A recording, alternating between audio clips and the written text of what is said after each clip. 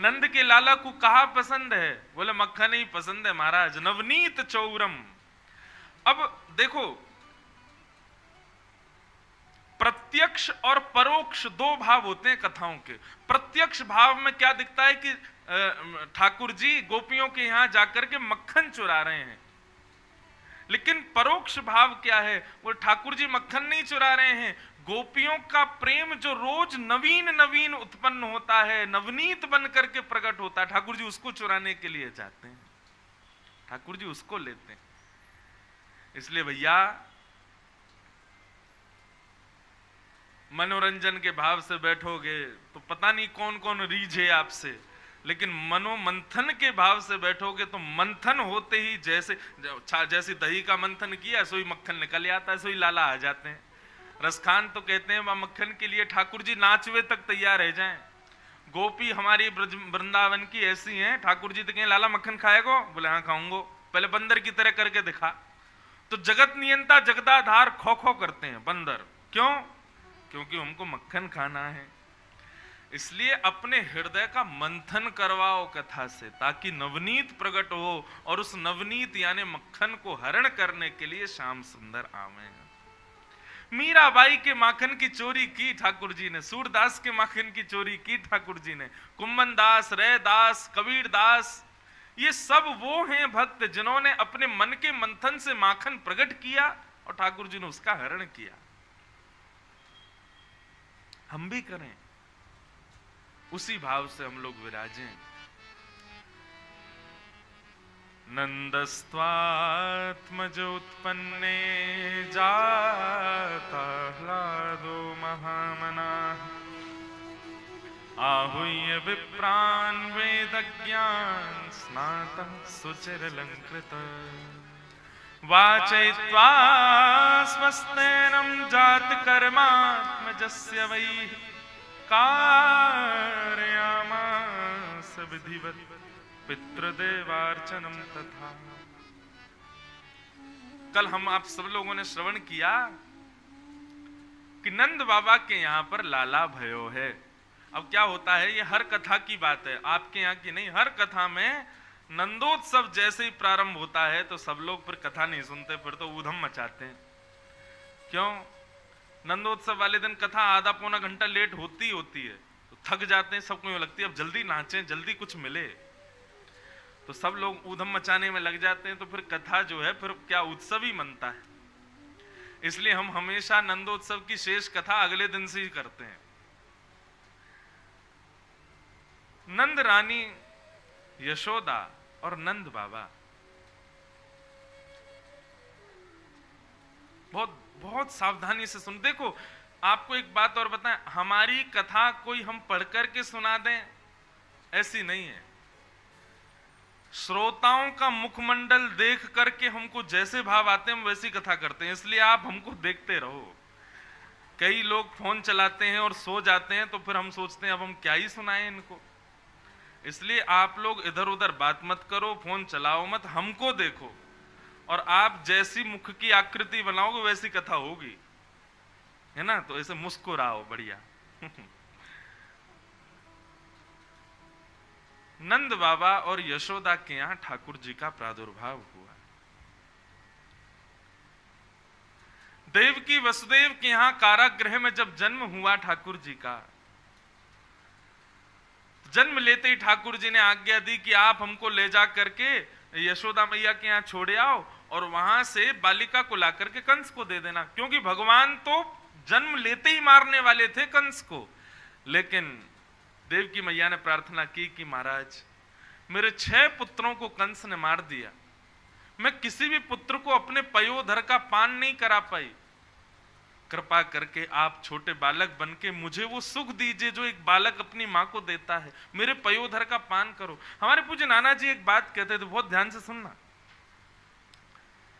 हमारे नाना जी कहते थे, लाला ये सब देखो भाव हैं। मैंने कहा ना, वक्ता अपने भाव प्रकट करता है। नाना जी कहते थे, लाला ये 6 बालक कंस ने नहीं मारे, ये 6 बालक अपने आप ही मर गए। मैंने कहा क्यों नाना जी? बोले भाई देखो, बालक का जन्म होता और जैसे ही जन्म होता बालक आंख खोल करके देखता मेरा जन्म कहाँ हुआ है, तभी वो जैसे ही देवकी वसुदेव को देखता तो मन में विचार करता, अरे ये देवकी हैं, इनके गर्भ से भगवान जन्म लेंगे। तो जैसे ही देवकी अपने पयोधर पिलाने के लिए बालक को समीप लाती तो बालक मन में विचार करता, अभी मेरे बाद ठाकुर जी का अवतार होने वाला है और ठाकुर जी भी इसी पयोधर का पान करेंगे जो देवकी मैया मुझको पिला रही है। तो बालक के मन में भाव आ जाता है कि अपना उच्छिष्ट मैं ठाकुर जी को नहीं दे सकता, मैं अपना झूठा दुग्ध, झूठा पयोधर ठाकुर जी के मुख में जाए ये मुझे स्वीकार नहीं होगा। इसलिए कहीं भगवत भाव में कोई अपराध ना बन जाए, इसलिए बालक पयोधर देखते ही अपने प्राण त्याग देते थे। बोले नहीं, पहले ठाकुर जी इसका भोग लगाएं तब हम स्वीकार करेंगे। इसलिए 6 बालक जो थे वो मां के पयोधर पान ना करने की वजह से प्राण त्यागते थे। और भागवत में वर्णन आता है जब भगवान द्वारिकाधीश बन गए, एक दिन देवकी मैया ने लाला से कही, लाला तू भगवान है? भगवान बोले किसने कह दिया आपसे? बोले मुझे पता लग गई है लाला, तू भगवान है। ठाकुर जी बोले मैया भगवान है तो फिर कुछ मांगो। बोले मुंह को मेरे 6 बालक वापस कर दे, जो 6 बालक कंस ने मार दिए वो 6 बालक वापस कर दे लाला। तब भगवान ने अपने ज्येष्ठ 6 भ्राता जिन्होंने प्राण त्याग दिए थे उनको ला करके देवकी मैया को प्रदान किया, तब मैया ने उनको अपना दुग्ध पान कराया। ये तो भागवत में कथा आती है। तो देवकी के 6 बालकों को कंस ने मारा, ये तो एक सामान्य बात है, लेकिन वक्ता का भाव कहता है कि बालकों ने प्राण खुद ही त्याग दिए। क्यों? कहीं हमसे अपराध ना बन जाए कि हम उच्छिष्ट ठाकुर जी को दें। जब 8वें संतान के रूप में भगवान आए तो भगवान सुदर्शन चक्र लेके आए, बोले अभी मामा को मार देंगे। देवकी मैया बोली आप छोटे बन जाओ, मुझे वो सुख दो जो एक बालक अपनी मां को देता है।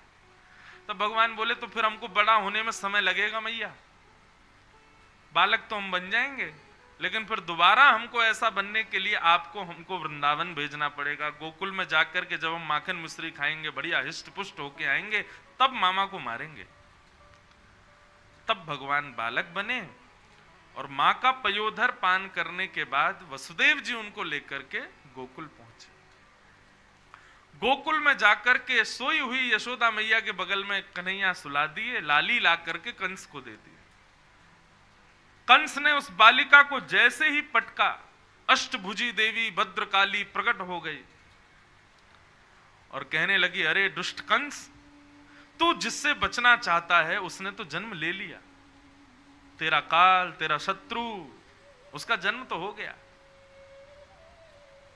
कंस बोला माता जी एड्रेस बता दो, कहां हुआ है? बोले यत्रत्ववा। एड्रेस नहीं बताएंगे, लिया ब्रजमंडल में ही कहीं पर है, लेकिन कहां लिया है ये नहीं बताएंगे। तो कंस ने यहां पर अपने राक्षसों की सब सेना बुलाई और यहां ब्रजमंडल में सब आनंद मना रहे हैं। बंधुओं, भागवत में इतना सुंदर वर्णन किया गया है नंदोत्सव का। नंद बाबा को जैसे ही पतो चली कि भैया मेरे लाला भयो है, 80 साल की आयु में सुत ऐसो जायो है। 80 वर्ष के हैं नंद बाबा। पूरे ब्रजमंडल में नंद बाबा ने हवा की तरह बात फैला दी। सब ब्रजवासियों को ऐसा नहीं लग रहा है कि नंद के लाला भयो, सबको लग रहा हमारे लाला भयो। सब नाच रहे हैं, गा रहे हैं, आनंद मना रहे हैं और सब मैया को बधाई दे रहे हैं। ब्रजवासी आनंद मना रहे हैं, गा रहे हैं, नाच रहे हैं। भागवत में तो वर्णन है कि 6 महीने कब बीत गए ब्रजवासियों को पता नहीं चला। अवाद्यंत्र विचित्राणि वादत्राणि महोत्सवे। देखो बंधुओं, एक बात कहें,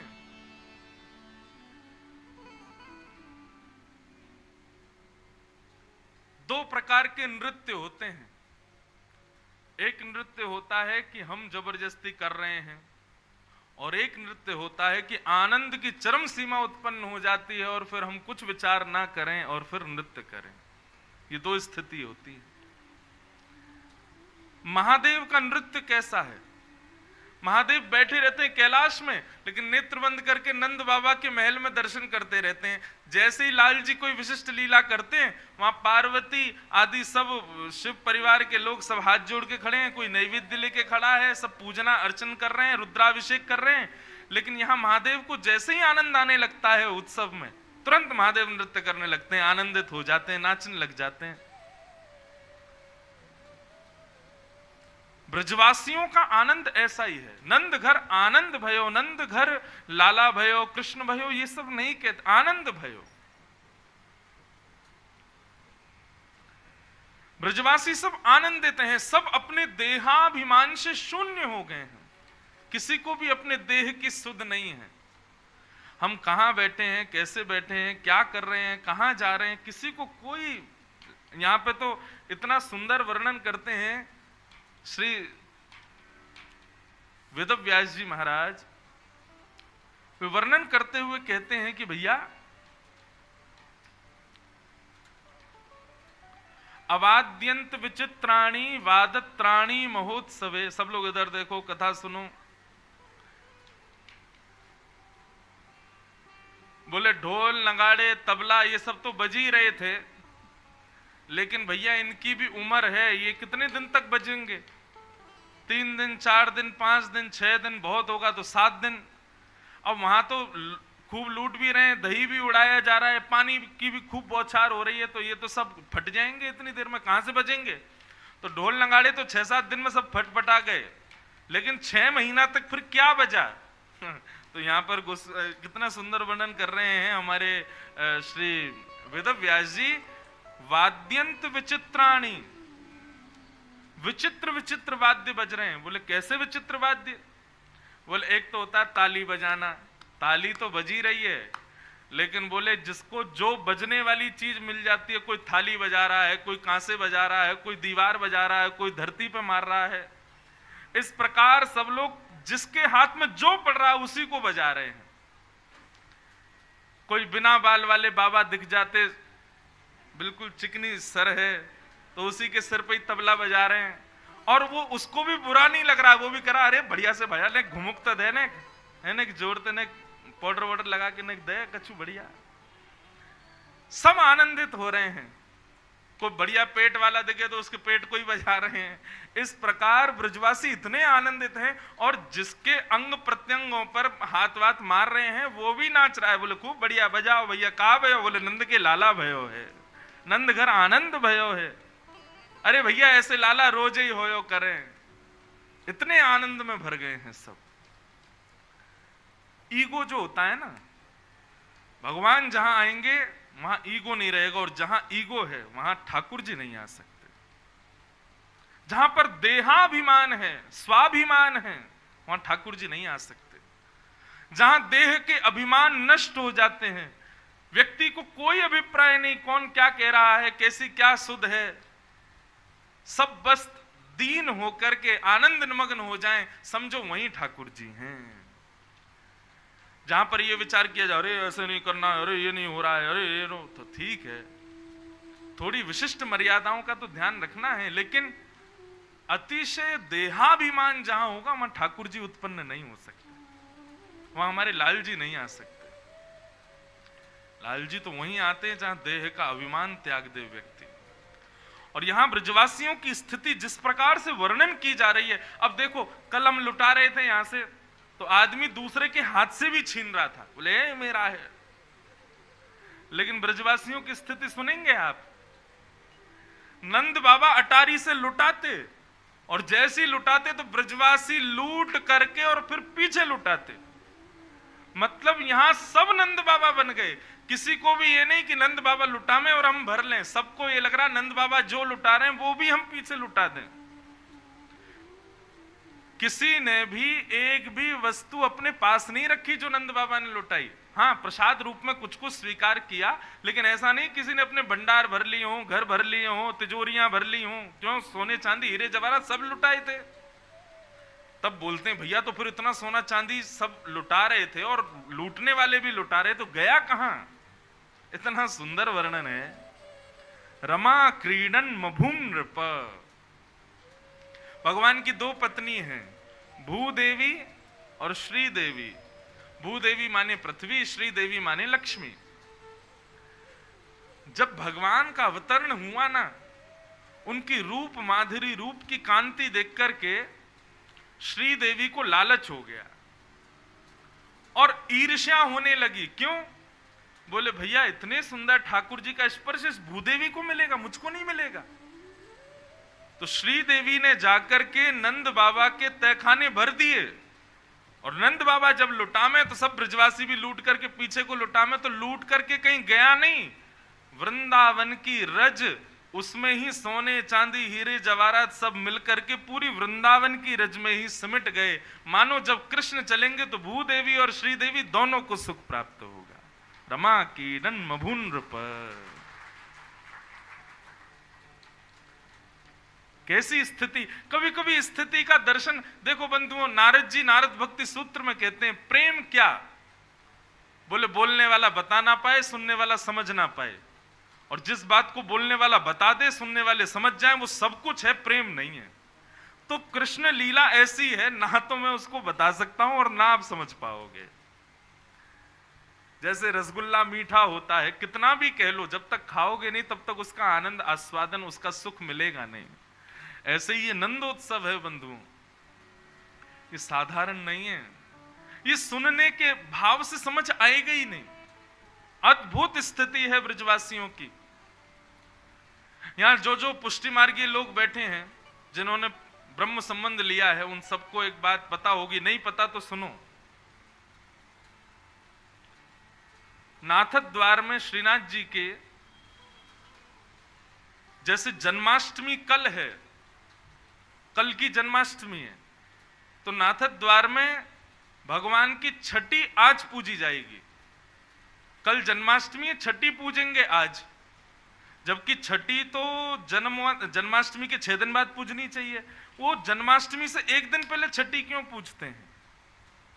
उसके विषय में वर्णन करते हैं कि भैया जब ठाकुर जी का जन्म हुआ, आप 6 दिन की बात कर रहे हो या 6 महीने नहीं पता चली लोगों को कि कब निकल गए। इतना आनंद उत्सव मनाया, इतना आनंद उत्सव मनाया कि लाला जब 1 वर्ष के हैं लगे तो बड़ी बूढ़ी माताओं ने यशोदा मैया से बोली, मैया इतना आनंद उत्सव मनाया हम ब्रजवासी ने कि हम तो भूल ही गए कि लाला की छठी पूजनी है। और कल लाला 1 वर्ष को है बेवारो है, कल लाला हमारो 1 वर्ष को है जाएगा, अभी तक लाला की छठी नहीं पूजी। यशोदा मैया बोली, अरे कहां करें, आप लोगों ने याद ना दवाई मोकू, अब कहा करें? बोले एक काम करो, आज ही पूज लो, कल लाला 1 वर्ष को है जाएगा, वहां से पहले पूज जाएगी। तो इसलिए आज भी नाथद द्वार में छठी पूजी जाती है सप्तमी को, जन्माष्टमी से 1 दिन पहले, और छठी पूज के फिर जन्माष्टमी मनाते हैं। उसके पीछे कारण यह कि भैया ब्रजवासी छठी पूजना भूल गए ठाकुर जी की, इतना उत्सव मनाया। अब अपने मन में विचार करते रहो उत्सव कैसा मना होगा, कब दिन हो रही है, कब रात हो रही है, किसी ने भोजन किया कि नहीं, किसी ने जल पिया कि नहीं, कोई सोया कि नहीं, इसकी किसी को स्थिति नहीं पता। सब बस नाच रहे हैं, गा रहे हैं, आनंद मना रहे हैं, झूम रहे हैं। यही कृष्ण प्रादुर्भाव जन्माष्टमी उत्सव है, जहां पर व्यक्ति यह भी भूल जाए अपनी देह की सुध, जहां पे याद रहे कि अरे मैंने तो भोजन ही नहीं किया, अरे अभी तो मैं सोया ही नहीं हूं, अभी तो मैंने जो है ये नहीं किया, मेरे ये नित्य कर्म रह गए, ये देह को मैंने ऐसा नहीं करवाया, मैंने क्रीम नहीं लगाई, पाउडर नहीं लगाया, श्रृंगार नहीं किया, तो समझो कि आप जन्माष्टमी कभी नहीं मना सकते। जन्माष्टमी में तो बेसुध हो जाता है व्यक्ति, और जब बेसुध होगे तब समझो कि अब जन्माष्टमी होगी।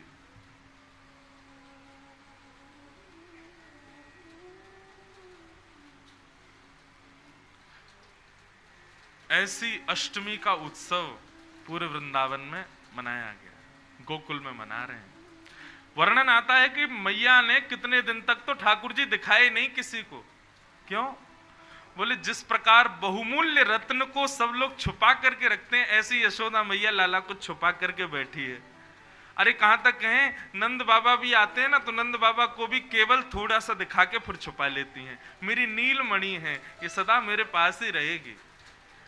सब ब्रजवासियों ने जाकर के शिकायत करी, बाबा मैया को नेक समझाओ, देखो लाला हमेशा सीने ते चिपकाए रखे, नेक हमें दिखा तो दे। तब नंद बाबा ने जाकर के कही, अरे यशोदा सब इंतजार कर रहे हैं कि लाला को मुखमंडल दिखा दे।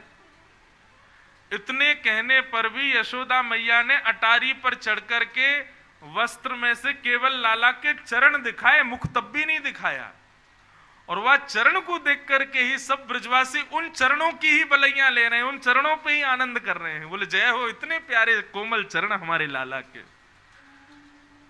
लाला तो फिर दिखे कछु दिना बाद जाकर के, नहीं तो कछु दिना तक तो मैया ने मुख ही नहीं दिखाया लाला को।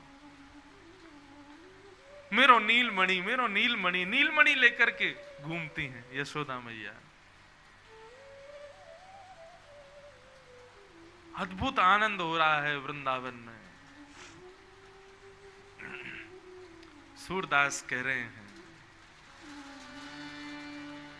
यह धन धर्म ही ते पायो, यह धन धर्म ही ते पायो। नीके राख यशोदा मैया, नीके राख यशोदा मैया। नारायण घर आयो मैया, नारायण घर आयो मैया। बंधुओं, सूरदास जी तो यशोदा के लिए गा रहे हैं, लेकिन इस व्यासपीठ पर बैठ के मैं आप सबके लिए गा रहा हूं। आप सब यशोदा हो, आप सबके घर में छोटे छोटे लाला विराज रहे हैं, छोटे छोटे ठाकुर जी विराज रहे हैं, सबके घर में सेवा है। अरे यशोदा मैयाओं, अरे नंद बाबाओं, अरे भिंडला सखियों, ये सब सखियां हैं सब। आज बंधुआ हम ऋषिकेश में नहीं है, आज तो हम वृंदावन में बैठे हैं, आज तो नंदगांव में बैठे हैं। और आज गंगा जी नहीं है, आज तो यमुना जी आई है। और आज यमुना जी, ऐसा भाव मन में आ रहा था कि भैया देखो आज गोवर्धन उत्सव है ना, इंद्र को तो बरसना ही है, जब बरसेगा तभी तो गिरिराज जी उठाएंगे। तो आज देखो सुबह से ही बरस रहा है। और एक मन में भाव आ रहा था कि भैया सूर्य थोड़े से तप रहे थे 2 दिन से, तो सूर्य ने जाकर के, यमुना जी ने विनती करी होगी कि मां कथा चल रही है हमको भी पहुंचाओ, तो सूर्य ने जाकर के यमुना जी को तपाया, यमुना जी बाप बन के बादल बनी और आकर के आज ऋषिकेश में बरस रही हैं। आज लाल जी का मंगल उत्सव है ना, इसलिए यमुना जी ही बरस रही हैं। आज वर्षा नहीं हो रही है। सूर्य तनिया है, सूर्य की पुत्री है यमुना। एक प्रकार से सूर्य नारायण हमारे लाला के ससुर जी हैं। कितने संबंध कहां कहां बना रखे हैं ठाकुर जी ने, अद्भुत आनंद। तो नीके राख यशोदा मैया, नीके राख यशोदा मैया। नारायण घर आयो मैया, नारायण घर आयो। यह धन धर्म ही ते पायो, यह धन धर्म ही ते पायो। जो धन पर्यो क्षीर सागर में, जो धन पर्यो क्षीर सागर में। वेदहु पार न पायो मैया, वेदहु पार न पायो मैया। धर्म ही ते पायो मैया, धर्म ही ते पायो। सब आनंद निमग्न हो गए हैं। इतने में ही लाल जी 6 दिन के भय होंगे बस। कंस ने एक राक्षसी को भेजा जिसका नाम है पूतना। बहुत ध्यान से सुनना बंधु। पूतना ने रूप बदल लिया और कह दिया महाराज कंस को कि महाराज मुझे ये आज्ञा दीजिए, मैं जाती हूं, जितने भी बालकों ने ब्रजमंडल में जन्म लिया होगा सबको मार दूंगी। कंस ने कहा जाओ, तुम ही कुछ करामात करके दिखाओ। पूतना ने जितने बालकों ने जन्म लिया ब्रजमंडल में, घर में जा जा करके अब सुंदर बन के गई है ना। मानव का एक स्वभाव होता है बंधुओं, हम लोग रूप देख करके और वस्त्र देख करके व्यक्ति पर विश्वास कर लेते हैं। यदि हमें दिख जाए कि सामने वाला सुंदर है और सुंदर नहीं भी है, वस्त्र बढ़िया पहने हैं, गहने वहने बढ़िया पहने हैं, तो हमको लगता है कि ये जरूर श्रेष्ठ ही होगा।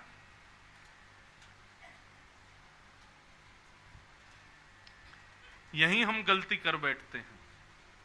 इसीलिए मैं कथा में कहा करता हूं, किसी का प्रभाव मत देखो, देखना है तो उसका स्वभाव देखो। यदि इस रूप पर ही आसक्त हो गए तो यही तो हुआ था मानस में।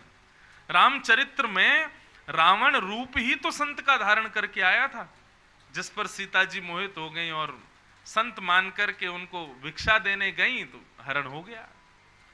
तो कहीं कोई रावण बन करके तो नहीं बैठा हमारे सामने, बढ़िया सुंदर जो है 10,000 वाली गहने आदि पहन करके, लाखों के ज्वेलरियां पहन करके, सुंदर पैंट शर्ट पहन करके, बढ़िया महंगे वाले कोट पहन करके कोई हमें ठगने तो नहीं आया है। पूतना से हमको यही सीखना है, यही स्थिति है। पूतना रूप बदल करके गई, अति सुंदरी बन करके गई।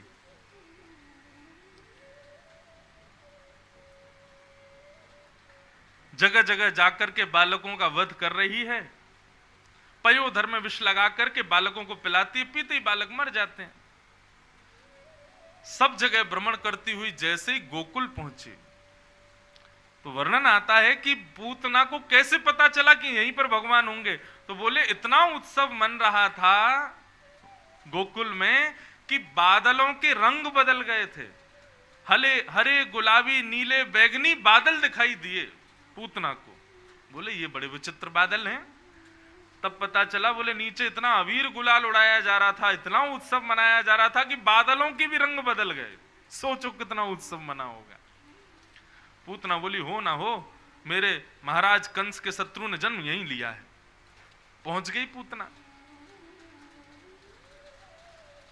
परम सुंदरी बनकर के गई थी पूतना, महंगे वाले वस्त्र, महंगे वाले गहने आदि पहन करके और सुंदर श्रृंगार करके इतनी सुंदर बनकर के गई कि जैसे ही पूतना ने गोकुल में चरण रखा और एक एक पग आगे रख रही है तो रूप तो उसका बहुत दूर की बात है, उसकी चाल से, उसके नूपुरों से आने वाली ध्वनि सुनकर के ब्रजवासी मोहित हो रहे थे।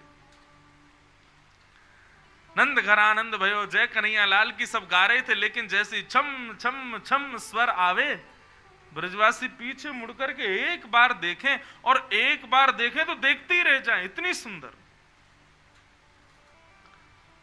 ग्वाल बालों की स्थिति तो ये हो ही गई। अरे स्त्री थी तो ऐसा हम भाव रखें कि पुरुष उस पर मोहित हो गए, ऐसा नहीं, गोपियां भी पूतना के रूप पर मोहित। सब कहें अरे देखियो कितनी सुंदर, या कि रूप तो देखो, या कि नेत्र तो देखो, या कि चाल तो देखो, या कि नाक तो देखो, या के कान तो देखो, अरे या के गहने तो देखो।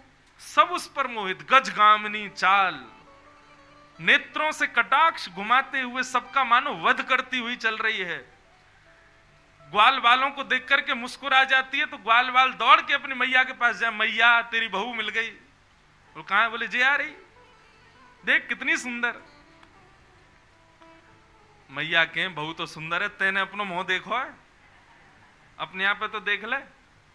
मैया तेरे तो मेरी सौगंध यही तो ब्याह करा मेरो, तो इतनी सुंदर। अब पूतना कर क्या रही है? सब लोग भगवान के कीर्तन भजन उत्सव में व्यस्त हैं, लेकिन सबको अपनी ओर आकृष्ट कर रही है। मैं क्यों कहता हूं कथा में बार बार किसी को मत देखो, किसी की तरफ ध्यान मत दे जाओ, सब मेरी ओर देखो, मेरी ओर देखो।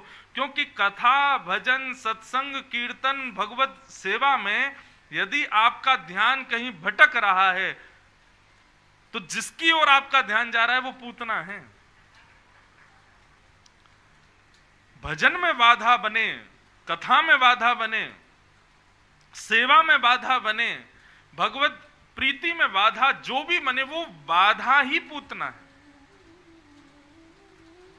सबका मन अपनी ओर खींच लिया पूतना ने, सब उसके रूप माधुरी पर मोहित हो गए। पूतना ने 4 गोपियों से जाकर के कहा, राम राम जी, अजी सुनो, ये नंद भवन कहां है? उसके स्वर सुन के गोपियों के मुंह खुले रह गए, आंख खुले रह गई और कुछ प्रत्युत्तर ही नहीं दे पाई। पूतना ने हिलाया, अरे आपसे पूछ रही हूं नंद भवन कहां है? अरे बहन, तुम्हारे मुख से स्वर है, कहीं तुम सरस्वती तो नहीं हो? इतने सुंदर स्वर, इतने मधुर भाव। ये 2 यमलार्जुन के जो वृक्ष खड़े हैं ना, ये नंद भवन के ही आंगन में, चली जाओ। पूतना चली गई, सब मोहित हो गए पूतना पर। जैसे ही पूतना ने प्रवेश किया नंद भवन में, यशोदा मैया की गोद में लाला लेटे भये हैं। यशोदा मैया लाला को निहार रही है, लाला से एक क्षण के लिए भी नजर इधर उधर नहीं करती है। लेकिन जैसे ही यशोदा मैया के सामने पूतना आई और आकर के पूतना ने शब्द कुछ कहा, यशोदा मैया ने नजर उठा करके देखा तो यशोदा मैया भी पूतना पर मोहित हो गई। और यशोदा मैया के भाव तो वर्णन करते हैं। यशोदा मैया सोचने लगी, अरे जड़ विधाता, है तो तू जड़ ही, क्यों? मेरो लाला 80 साल की उम्र में तेने दियो मोए, अरे ने कछु साल पहले दे देता तो यही ते ब्याह कराती, इतनी सुंदर बहू आ रही है सामने।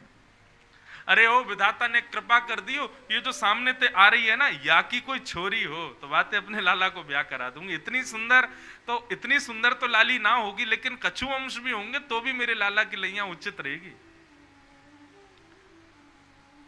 ठाकुर जी गोद में लेटे लेटे कह रहे, मैया अब ही रुक जा, तेरी बहू के अभी रूप तेरे सामने आवे, बड़ा मन बना रही है, या तो मेरो ब्याह है, जा रुक जा, अभी पता चलेगी तो। यशोदा मैया ने की, कहो बहन कहां ते आई हो? अरे मैं पास के गांव ते आई हूं, मैं कहीं आऊं जाऊं तो हूं ना हूं, लेकिन आपके लाला के रूप के जगह जगह चर्चा सुनकर के मेरे मन में रहो नहीं गए हो, मैंने सोची एक बार तो दर्शन करके आऊं। अरे हाँ आओ, तुम्हारो ही तो लाला है। अच्छा ये बताओ तुम्हारो ब्याह है गयो? बोला हाँ ब्याह तो है गयो। बालक बच्चे हैं ना? अभी तो ये सौभाग्य नहीं मिलो, जब भी हो और लाली हो तो मुझे जरूर बताइयो। यशोदा मैया अपनो काम बना रही है। पूतना पर सब मोहित हो गए। कुछ गोपियां आई, यशोदा मैया से बोली, मैया बाहर जल्दी चलो, एक कछु नियम करनो है लाला के सुख के लिए। यशोदा मैया बोली, अब लाला को कहां छोड़ के जाऊं? पूतना बोली, मुंह दे जाओ। तो वही रूप और उसके श्रृंगार पर यशोदा मैया को विश्वास हो गया कि ये गलत नहीं होगी, और अपने लाला उसके गोद में पधरा दिए।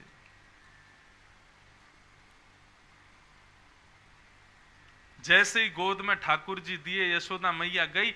अब यहां पर विषय समझने वाला ये है, जिसके रूप पर सब मोहित हो गए, उसके रूप पर ठाकुर जी मोहित नहीं हुए। मोहित होना तो बहुत दूर की बात, ठाकुर जी ने अपने नेत्रों पर हाथ और रख लिए, छुपा और लिए, आंख बंद कर ली।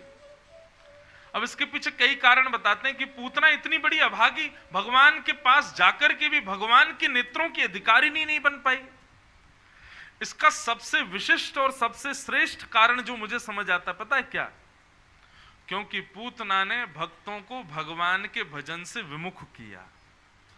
पूतना ने सब लोगों को अपनी ओर आकृष्ट किया। सब बढ़िया भजन कर रहे थे, आनंद मना रहे थे, उत्सव कर रहे थे, लेकिन पूतना ने आकर के सबको अपनी ओर आकृष्ट कर लिया। ठाकुर जी इसलिए अपने नेत्रों पर हाथ धर के बैठे हैं, बोले भैया कितनों भी सुंदर हो, कितने भी बढ़िया कपड़ा पहने हो, कितने भी साज श्रृंगार करके क्यों नहीं आए हो, लेकिन यदि वैष्णवन को मेरे कथा, मेरे भाव, मेरे उत्सव से विमुख करावेगो तो मैं वाकु देखूंगा नहीं, वो मेरे नेत्रन को अधिकारी नहीं है। इसलिए भैया प्रार्थना आप सबसे और जो लोग लाइव देख रहे हैं उन लोगों से भी, हम भजन करें ये अच्छी बात है, लेकिन हमसे भजन नहीं हो रहा तो जो कर रहा है उसको करने दो, उसको छेड़ो मत, उसके लिए बाधक मत बनो, उसके लिए व्यवधान मत बनो। क्योंकि यदि भजन करने वाले के भजन में आप व्यवधान बनोगे तो आप ही पूतना हो। और पूतना का सबसे बड़ा दुर्भाग्य था, क्यों? क्योंकि भगवान को गोद में लेने के बाद भी भगवान के नेत्रों की अधिकारी नहीं बन पाई। हम सब मंदिर में भगवान को देखने नहीं जाते, हम खुद को दिखाने जाते हैं, ठाकुर जी की दृष्टि हम पर पड़ जाए। और ये कितना बड़ा दुर्भाग्य पूतना का। ठाकुर जी गोद में, साक्षात जगन्नाथ गोद में लेटे हैं, लेकिन पूतना को देख नहीं रहे हैं। इसलिए प्रथम कारण पूतना को ना देखने का, क्योंकि पूतना ने वैष्णवों के भजन में व्यवधान डाला। कभी भी बंधुओं, किसी भी श्रोता को, किसी भी वैष्णव को, किसी भी भक्त को, किसी भी भगवत रसिक को कभी भी उसके किसी भी भाव में व्यवधान मत डालना। वो जिस भाव आवेश में है उस भाव आवेश में उसको रहने दो, क्योंकि व्यवधान डालोगे तो आप ही पूतना हो और ठाकुर जी आपको देखेंगे नहीं। फिर दूसरा कारण जो मुझे समझ आता है कि पूतना को भगवान ने नहीं देखा, उसके पीछे दूसरा कारण यह है कि पूतना अपने वास्तविक रूप में नहीं आई, अपना रूप बदल के आई। पूतना राक्षसी है, पूतना कुरूपणी है, पूतना सुंदर नहीं है। पूतना के अंदर अवगुण तामसिकता भरी हुई है, लेकिन ठाकुर जी के सामने आई है तो कैसी बन के आई है? सुंदर बन के आई है। बाहर से आडंबर कर रही है कि कितनी सीधी है, कितनी सरल है, कितनी स्वच्छ है, लेकिन अंदर से बिल्कुल विपरीत है।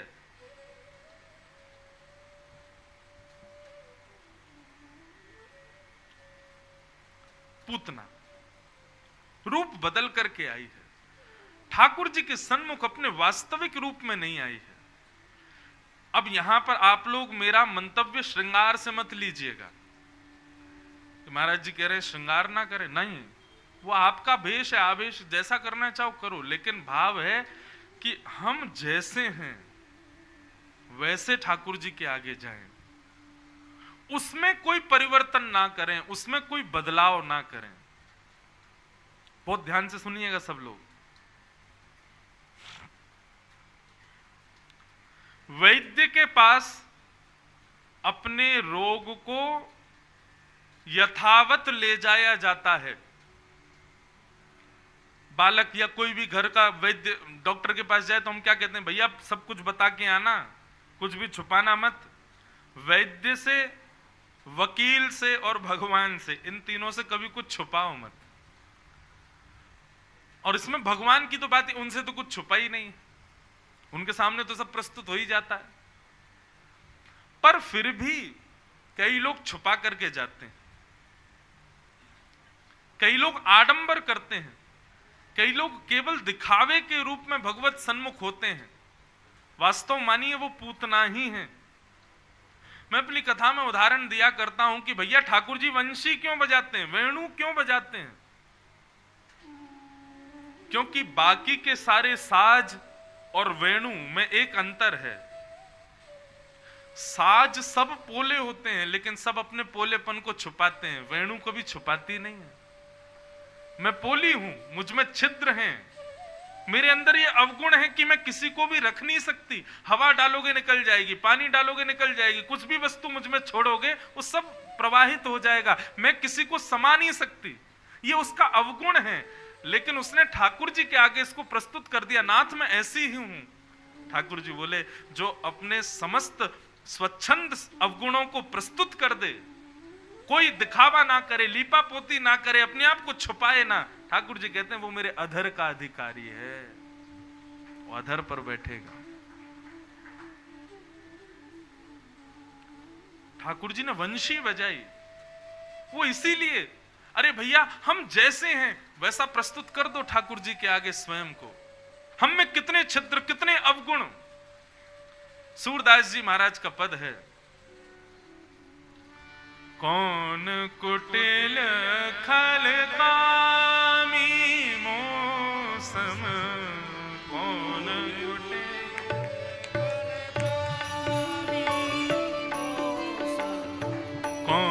कुटिल खल कामी मौसम, कौन कुटिल खल कामी। अच्छा, सूरदास जी कुटिल हैं, सूरदास जी कामी हैं, सूरदास जी खल हैं, लेकिन फिर भी कह रहे हैं ठाकुर जी के आगे, नाथ ये सब तो बाहरी दिखावा है जो मैं दिखा रहा हूं कि मैं भक्त हूं, वैष्णव हूं, ऐसा हूं वैसा हूं, पर वास्तविकता यही है नाथ, मैं हूं ऐसा। सूरदास जी हैं नहीं, फिर भी दीन बनकर के अपने आप को प्रस्तुत कर रहे हैं ठाकुर जी के आगे। जो तन दियो ताहि बिसरायो,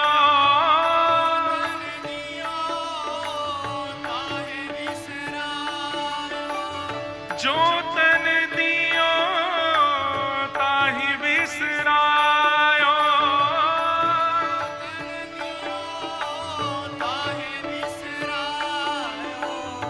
ऐसो नमक हरामी मौसम, ऐसो नमक हरामी मौसम, कौन कुटिल खल कामी मौसम, कौन मौसम, कौन कुटिल खल कामी मौसम, कौन कुटिल खल कामी। क्यों? इतने बड़े वैष्णव भक्त होने के बाद भी अपने इतने अवगुणों का बखान कर रहे हैं। सूरदास साधारण नहीं थे बंधुओं, सबको प्रसिद्ध कथा है, सबको पता है कि सूरदास जी मंदिर में जाकर के पेटी लेकर के जैसे पद गाते थे वैसा ही श्रृंगार श्रीनाथ जी का होता था। मतलब श्रृंगार पहले हो चुका है, लेकिन सूरदास जी आकर के जब गाते थे ना, तो जैसा श्रृंगार होता था यथावत गाते थे, जबकि उनको दिखाई नहीं देता था। एक दिन गुसाई जी बोले, हमको लगता है सूरदास ना पहले ही सोच के आ जाता है कि आज ये पद गाऊंगा, और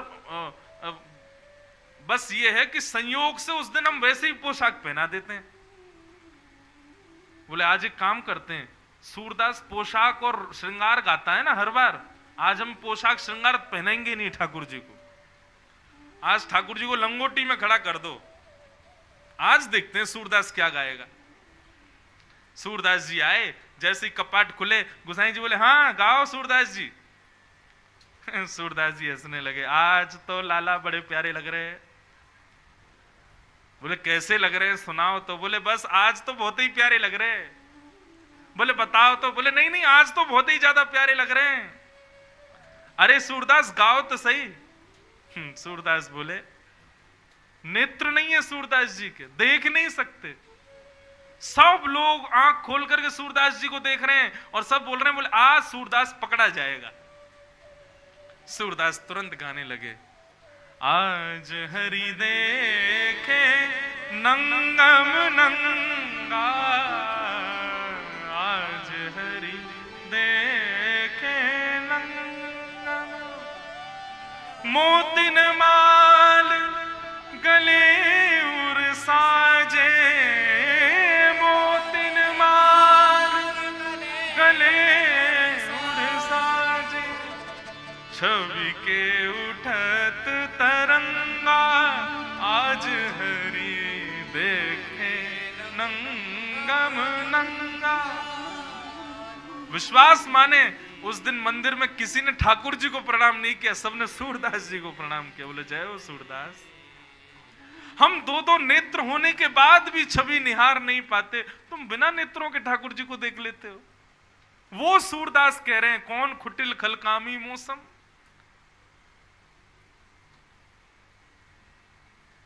बंधुओं मैं एक भक्त हूं, यह भी एक अभिमान है। चैतन्य महाप्रभु कहते हैं तृणादपि सुनीचेन, अपने आप को तृण से भी छोटा मानो।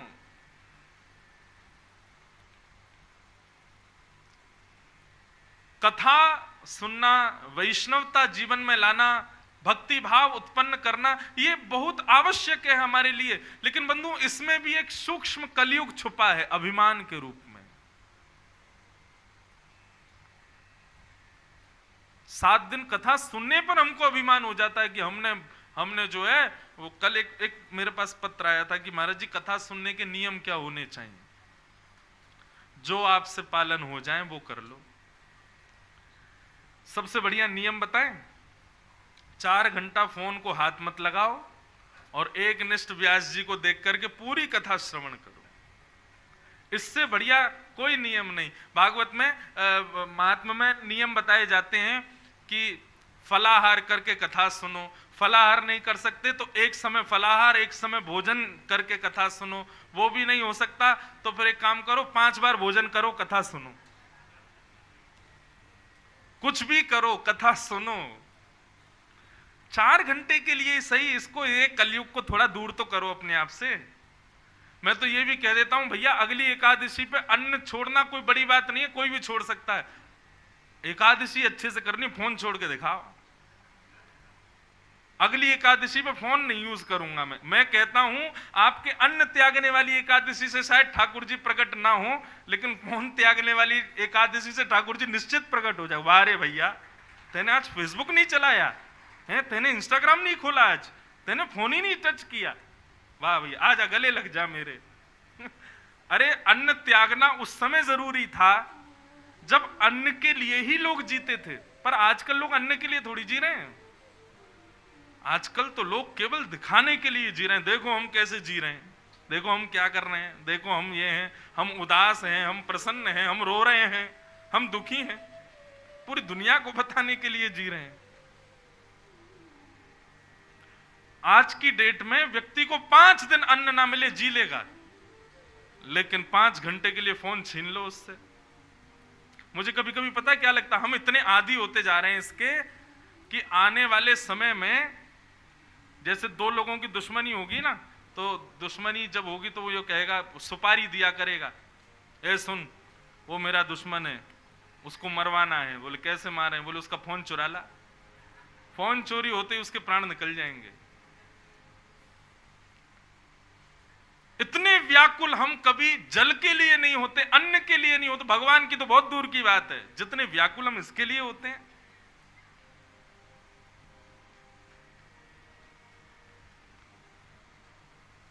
हम 7 दिन 4 घंटे एक आसन पर बैठ करके कथा सुन लें, मैं विश्वास से कह सकता हूं 7वें दिन अभिमान आ जाएगा कि मैंने एक निष्ठ होकर के कथा सुनी, मैंने एक समय भोजन करके कथा सुनी।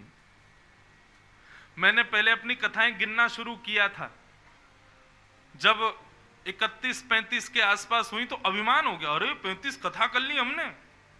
उस दिन का दिन हमने कथा गिनना ही बंद कर दिया। अब मेरे को नहीं पता मेरी कितनी कथा हो गई। एक माता जी अभी सोमनाथ आई थी जूनागढ़ से, वो रोए मेरे को देख के। मैंने क्या हो गया मैया? बोले मैंने आपकी 80 कथा सुन ली। मैंने कहा मेरी 80 कथा हो गई? मुझे पता ही नहीं था कि 80 कथा हो गई है मेरी।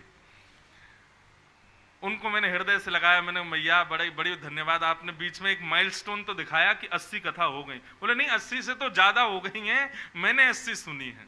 मैंने कहा वाह भैया जय हो। ये सूक्ष्म अभिमान भी ना आए कि मैं एक वक्ता हूं, मैं एक श्रोता हूं, मैं एक भक्त हूं। कल प्रहलाद चरित्र में मैंने सुनाई नहीं वो बात, जब प्रहलाद जी के लिए नरसिंह भगवान प्रकट हो गए और नरसिंह भगवान ने प्रहलाद जी को गोद में बिठाया, तो छोटे बालक हैं, बैठा बैठा कुछ तो करता है। छोटे बालक को गोद में बैठा लो, कभी पटका खींचेगा, कभी माला खींचता है, कभी दाढ़ी पकड़ लेता है। तो प्रहलाद जी भी ऐसे ही खेल रहे थे नरसिंह भगवान के साथ, कभी उनकी दाढ़ी पकड़े, कभी उनकी मालाएं छेड़ें। भगवान के विशाल हाथ प्रहलाद जी उठा उठा के उन हाथों को देखें। बोले मैंने तो कथा में सुना था आप बड़े कोमल हो, आप तो बड़े निष्ठुर बन के आए हो। ठाकुर जी मैंने तो कथा में ऐसा सुना था। ऐसे खेल रहे थे प्रहलाद जी, और ठाकुर जी के नेत्रों से अश्रु गिर रहे हैं, अपनी जीभ से प्रहलाद जी को चाट रहे हैं, और देवता इस रूप को देख करके बलैया ले रहे हैं प्रहलाद जी की। जय हो प्रहलाद, तेरे सौभाग्य, जगत नियंता जगत आधार की गोद में बैठा है। तब प्रहलाद जी क्या करते हैं, भगवान के हस्त कमल पर अपना हाथ रखते हैं और ठाकुर जी आपको रेखा देखनी आती है हाथ की? भगवान ऐसे बोले ये क्या कह रहे हो प्रहलाद? बोले नहीं बताइए ना, आपको हाथों की रेखा देखनी आती है? भगवान बोले ज्योतिष का निर्माण हमारे नेत्रों से ही हुआ है, हम सब जानते हैं। प्रभु जरा मेरी हाथ की एक रेखा देखो। भगवान बोले कौन सी देखें, ब्याह कब होगा? नहीं नहीं नहीं, ब्याह की नहीं। तो क्या देखें, राजा कब बनोगे? बोले नहीं नहीं नहीं, ये बताओ मैं आपका अकिंचन भक्त कब बनूंगा? ये बात जब प्रहलाद कहते हैं ना, तो नृसिंह भगवान के नेत्रों से अश्रुधार गिरने लगती है। प्रहलाद तुझे अब भी लगता है कि तू भक्त नहीं है? तुझे अब भी ऐसा लगता है कि तेरी भक्ति में कोई कमी है? ये देख सामने नजर उठा करके ब्रह्मा, शिव, रुद्र, हनुमान, कपिध्वज सब खड़े हैं हाथ जोड़ करके। लक्ष्मी पीछे खड़ी है। इन 33 करोड़ देवताओं को वो सुख नहीं मिला जो तुझे मिला। तुझे अब भी लगता है कि तेरी भक्ति में कोई कमी है? ठाकुर जी ने हृदय से लगा लिया प्रहलाद को। क्या समझ में आया? मैं भक्त हूं ऐसा भी सूक्ष्म अभिमान अपने अंदर मत आने दो। मैं कुछ नहीं हूं, मैं कितने भी उत्सव करूं, मैं कितनी भी कथाएं कर लूं, मैं कितना भी गंगा स्नान कर लूं, कितनी भी तीर्थों में कथाएं कर लूं, कितना भी तीर्थों में भ्रमण कर लूं, उसके बाद भी मैं एक पापी हूं, मैं एक सूक्ष्म से सूक्ष्म अभिमानी व्यक्ति हूं। यही भाव अपने अंदर रखो।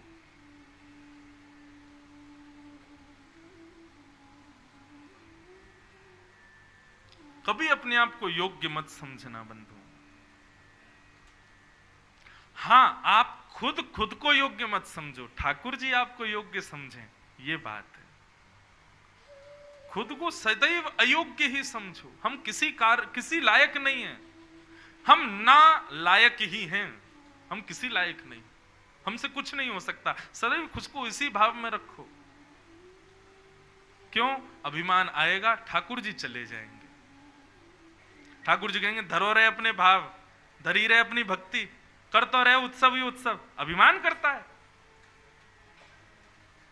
वास्तव में हम ठाकुर जी का भी उत्सव उनकी इच्छा और उनकी कृपा के बिना नहीं कर सकते।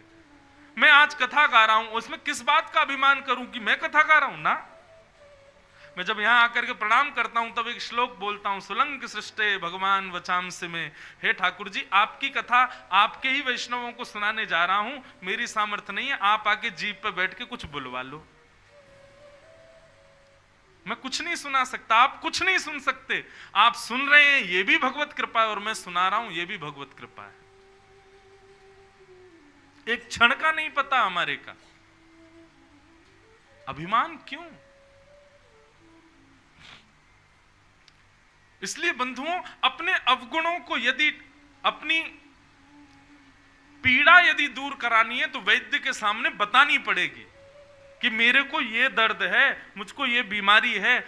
ऐसे ही अपने अवगुणों को यदि ठीक कराना है तो ठाकुर जी के सामने उनके सहित जाना पड़ेगा, तभी चिकित्सा होगी, नहीं तो नहीं होगी।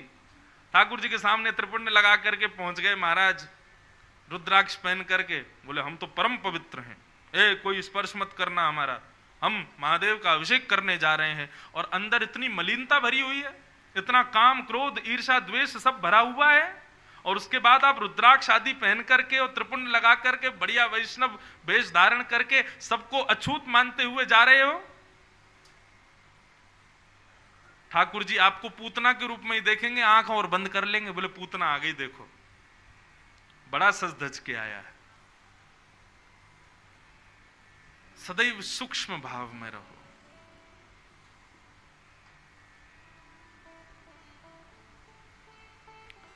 पूतना को ठाकुर जी ने नहीं देखा, क्यों? रूप बदल करके आई।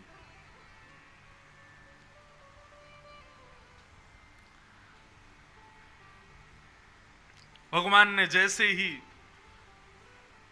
पूतना के पयोधर का पान किया, पहले तो पूतना के स्तन पर लगे विष को पिया, उसके दुग्ध को पिया, उसके रस तत्वों को पिया, पुण्यों को पिया, पापों को पिया, सबको पीते हुए प्राणी समम रोष समन्वितो पिबत। जैसे ही पूतना के प्राण पीने प्रारंभ किए, पूतना घबराने लगी, घबराहट होने लगी। अरे लाला छोड़, अरे कन्हैया छोड़, अरे बालक छोड़, छोड़ छोड़ चिल्लाने लगी। प्राण जैसे ही पीने लगे तो अपने वास्तविक रूप में आने लगी।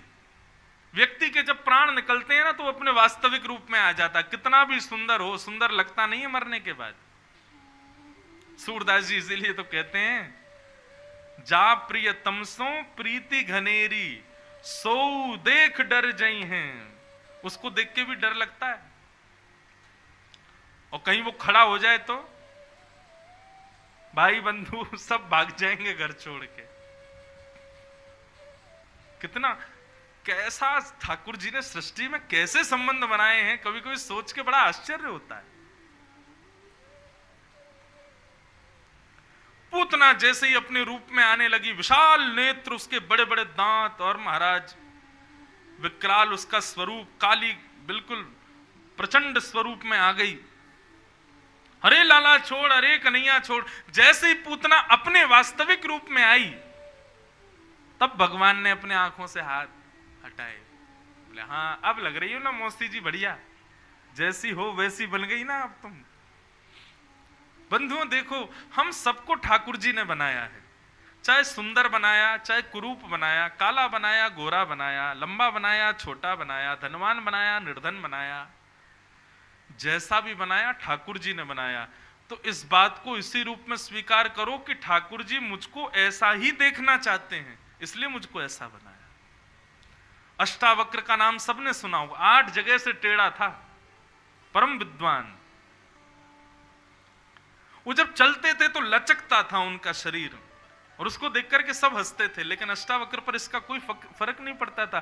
किसी ने जाकर के पूछा, बोले कि आपको ऐसा नहीं लगता कि लोग आप पर हंसते हैं? तो अष्टावक्र 2 बातें कहते हैं। पहली बात तो कहते हैं, मुझको ठाकुर जी ने ऐसा बनाया, शायद मुझको ऐसे देखने में उनको अच्छा लगता होगा, मैं किसी और को रिझाने के लिए क्यों चलूं? कोई और मेरी चाल से, मेरी ढाल से, मेरे स्वरूप से रीझे, ये मुझे चाहिए नहीं। जिसको रीझना है वो रीझ रहा है, उसने मुझको ऐसा ही बनाया है। और रही बात, आप कहते हो सब मुझ पे हंसते हैं, एक प्रकार से अगर इसकी अंदरूनी बात जानो तो लोग मुझ पे नहीं हंस रहे, मुझे बनाने वाले पे हंस रहे हैं। मटके की बुराई करोगे तो मटके पे थोड़ी कोई फर्क पड़ेगा, मटके बनाने वाले पे फर्क पड़ेगा। अरे उसने गलत बनाया, उसने ऐसा बनाया। बोले लोग हंस रहे हैं तो यही समझ लें, विचार कर लें कि मुझ पे नहीं, मुझे बनाने वाले पे हंस रहे हैं। मैं जैसा हूं मुझे ठाकुर जी ने बनाया। बंधु एक बात बताएं, इससे स्वच्छ कोई भाव नहीं हो सकता कि आप अपने आप को जैसे हो वैसे स्वीकार करो। इसका मतलब यह नहीं है कि क्रोधी हो तो क्रोधी में ही स्वीकार करो, उसमें परिवर्तन लाने का प्रयास नहीं कर रहे। जो अवगुण हैं उन अवगुणों को तो परिवर्तित करना ही है, उसी के लिए तो आपको स्वीकार करना पड़ेगा, तभी तो ठाकुर जी आपकी चिकित्सा करेंगे। क्रोधी है, ठाकुर जी को बड़ा बड़ा क्रोध है, ठाकुर जी हमको कम करो। हे गंगा मैया, हम आप में, अब लोग डुबकी लगाते हैं, उनसे पूछो काय की डुबकी लगा रहे हो? मामा की, मामी की, दादा की, दादी की, नानी की, नाना की, और लगाए जा रहे हैं महाराज। डुबकी सुन्न हो गया सर, उसके बाद भी लगाए जा रहे हैं। बोले अभी रह गए चाचा ताऊ तो रह ही गए। हमारी कही एक बात मानना, अपने अवगुणों की लिस्ट बनाना, और जितने अवगुण निकल के आवे उतनी डुबकी लगाना। ठाकुर जी हे गंगा भैया, क्रोध की, लोभ की, मोह की, द्वेष की, राग की, इनको ठीक करो। अरे चाचा ताऊ मामा सब आके सब तर जाएंगे, अपने आप को सुधार लो पहले। गंगा मैया में ये भाव करके डुबकी लगाओगे तब गंगा मैया पवित्र करेंगी आपको। सूरत से फोन आ रहे हैं, हमारी भी डुबकी लगाया ना, खुद आके लगा जाओ। अपने अवगुणों की डुबकी लगाओ, शांति से कथा सुनो भैया, जो जहां बैठे बैठ जान दो, कथा सुनो। तो कहां थे हम? डुबकी नहीं डुबकी में नहीं है हम हैं कि पूतना अपने रूप में आ गई। पूतना जैसे ही अपने राक्षसी रूप में आई, भगवान ने उसको देखा और देख करके बोले, मौसी जी हम पे तो पकड़ो ही आवे, छोड़ो ना आवे। चाहे राक्षस को पकड़े चाहे भक्त को पकड़े, फिर तो ठिकाने लगा के ही छोड़ेंगे। पूतना के प्राण इसी बात को सुन के निकल गए। 6 दिन का बालक बोल रहा है, अटैक आ गया पूतना को, और ठाकुर जी ने उसके प्राण पी लिए। विशाल विकराल स्वरूप पूतना का गिर गया। ब्रजवासियों को जोर की आवाज आई, दौड़ करके सब गए, नसेनी लगा करके ऊपर चढ़े पूतना के शरीर पर। तब देखा पयोधर के ऊपर नन्हे से लाल जी सोए हैं। इतना विशाल हादसा हो गया, ठाकुर जी अब भी सो ही रहे हैं। तुरंत सब ब्रजवासियों ने गोद में उठाया, सब लेकर के भागे महाराज गौशाला। देखो गाय की कितनी महिमा बताई है, कृष्ण लीला में गाय का कितना सुंदर स्वरूप बताया। बंधुओं, छोटे छोटे बालक होते हैं ना,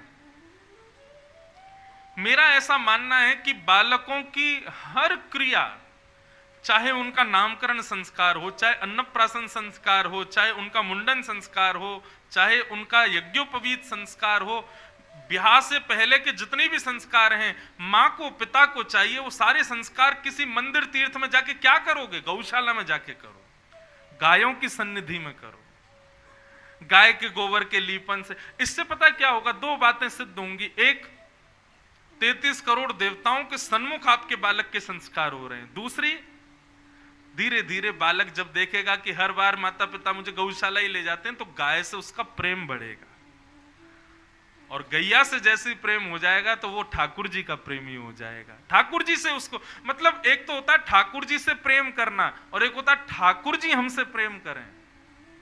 हम ठाकुर जी के प्रेमी कब बनेंगे? जब ठाकुर जी जिससे प्रेम करते हैं हम उससे प्रेम करने लगे। गैया को जैसे ही हमने प्रेम किया, ठाकुर जी हमसे प्रेम करने लगेंगे। एक रसिया गाते हैं हमारे ब्रज में, गैया लगे हो अति प्यारी जग पालन हारी, गैया लगे अति प्यारी जग पालन। और ये रसिया कोई और नहीं गाते हैं, रसिया स्वयं ठाकुर जी गाते हैं। रासलीला जब होती है हमारे ब्रज में, तब ठाकुर जी अपने चित्त पर हाथ रख के सब श्रोताओं को बताते हुए गाते हैं, गैया लगे हो अति प्यारी जग पालन हारी, गैया लगे अति प्यारी जग पालन हारी, गैया लगे हाँ अति प्यारी जग पालन हारी, गैया लगे अति प्यारी जग पालन हारी, गैया लगे अति प्यारी जग पालन हारी, गैया लगे। पूरा रसिया आज ढूंढ के दीजिएगा, फिर कल गाएंगे इसको। ठाकुर जी को अति प्रिय है गैया। सब ब्रजवासी लाल जी को लेकर के गैया के पास गए, और गौमूत्रेण स्नापित्वा पुनर्गौरज सार्वकम। ठाकुर जी को गौमूत्र से स्नान कराया। यहां पे गौमूत्र पिया नहीं जाता लोगों पे, गौमूत्र नाम सुनते ही नाक पकड़ लेते हैं, अरे राम राम कैसे पिए। यहां ठाकुर जी स्नान करते हैं गौमूत्र से।